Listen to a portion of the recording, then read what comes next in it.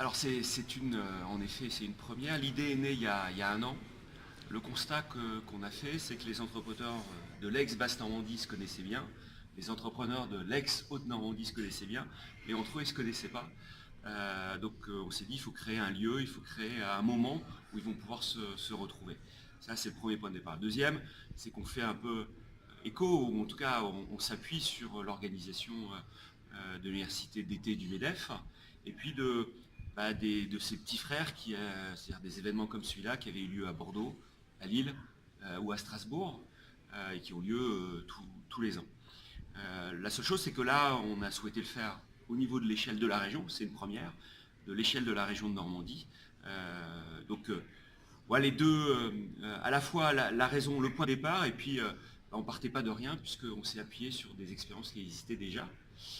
Après, ce qui était important, c'est de trouver un bon sujet, et un sujet fédérateur, parce que si aujourd'hui il y a 740 ou 750 chefs d'entreprise présents, c'est sans doute parce qu'ils ont envie de se retrouver, mais sans doute aussi parce que le thème se retrouve dans ce thème de la transformation ou de la révolution dans l'entreprise.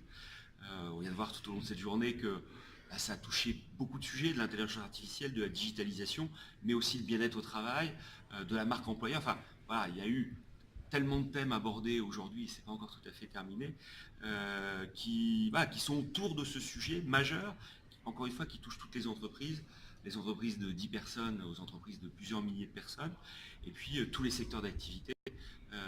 C'est un sujet qui méritait de mettre le paquet, si je peux m'autoriser à utiliser ce terme un peu facile, de mettre le paquet avec des grands intervenants, enfin des intervenants de qualité, mais d'abord essentiellement des entrepreneurs, dans tous les ateliers des entrepreneurs normands. Et là, si je prends l'exemple de la table ronde à laquelle j'ai participé ce matin, on avait une patronne d'une entreprise de 20 personnes, et puis le patron d'une entreprise de 3000 personnes. Tous les deux ont porté le même discours, avec des secteurs d'activité différents. Et c'est ça la richesse d'une manifestation comme ça. Et alors, transformation ou révolution? Eh bien, écoutez, ça dépend des entreprises. Il est évident que la disruption, la révolution, c'est évidemment plutôt le domaine des startups, des entreprises du web qui sont nées. On a eu un remarquable témoignage d'une jeune chef d'entreprise, mapetiteculotte.com, qui a démarré. Voilà, c'est tout un symbole. Ça, c'est la révolution. Jeune chef d'entreprise. Voilà, là on est dans la révolution du web, avec l'ensemble tout ce qu'on lui a dit qui aurait dû la conduire à ne pas y aller, et elle y est allée, elle a osé, et elle continue à oser. Et puis de l'autre côté, on a des entreprises comme Le Galet, des entreprises comme PGS, et plein d'autres qui se transforment en permanence. Et ma conviction, c'est que l'entreprise aujourd'hui, pour éviter les ruptures difficiles et qui peuvent être lourdes de conséquences sociales, les entreprises doivent se transformer en permanence. Ça va de plus en plus vite.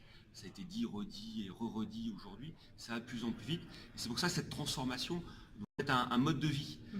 Et je pense qu'à partir du moment où c'est un mode de vie, ça se vit plus facilement.